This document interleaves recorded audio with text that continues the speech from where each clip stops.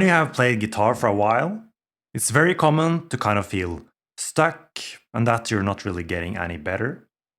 One thing you can do to overcome this is to use the principle of experimentation. So, over the next few minutes, I'm going to talk about what it is and how you can use it to become a better guitar player. My name is Simen and I'm a guitarist, music producer, and graphic designer from Norway. I'm here to share everything I learned so far in my journey and document what I learned in real time.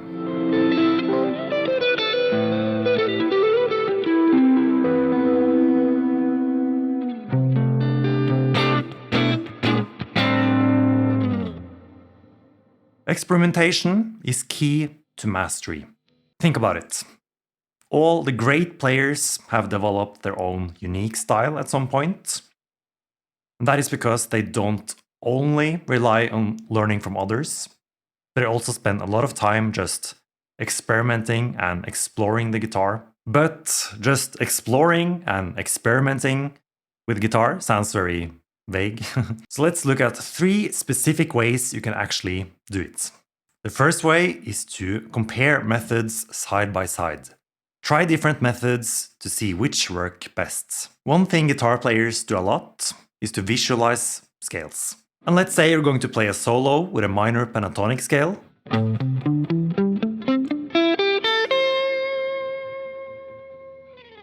One way to use the scale, which is the most common one, is to simply use the 5 pentatonic shapes. But there are many other ways to play the scale too. Let's say you try to think the scale in arpeggios.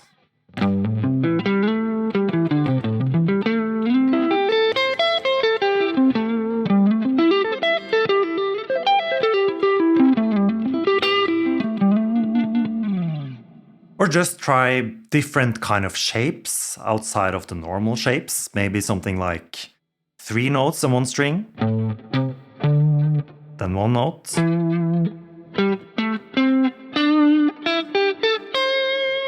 So when you're going to play a solo, simply try different approaches and see what works and what doesn't. I actually did this. So when I improvise with a pentatonic scale now, I actually think in arpeggios most of the time instead of scale shapes. I teach this arpeggio approach in my 25-day guitar transformation. I'll leave the link in the description if you want to check that out. The second method is to create limitations. When learning something in the beginning, the challenge is that you don't know what to do. But when you are more experienced, the challenge is that you think you know what to do.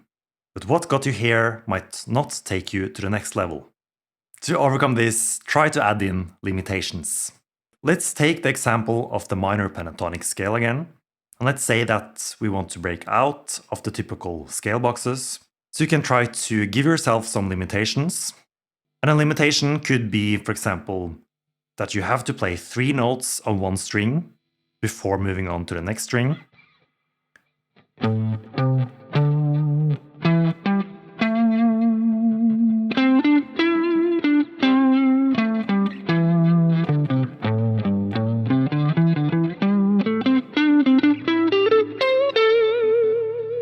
This limitation will force you to think differently because the normal minor pentatonic scale shapes only have 2 notes per string.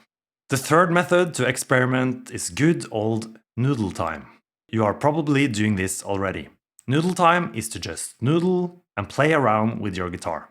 The key to make this approach effective is to be very intentional about your noodle time. Really try to experiment with different chords, shapes, licks, and so on. There's a good chance you are going to play something you haven't actually learned anywhere, but it still sounds great.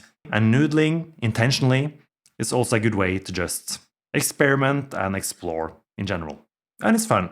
It's important to have fun. To conclude, I talked about 3 different ways to experiment on guitar. Number 1, compare methods side by side. Number 2, create limitations. And number 3, noodle time.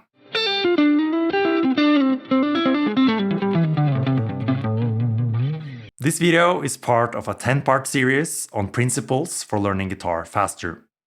In this video, I talked about the principle of experimentation. For the next part, look in the description of this video. I'm also going to put it here on the screen when it's ready.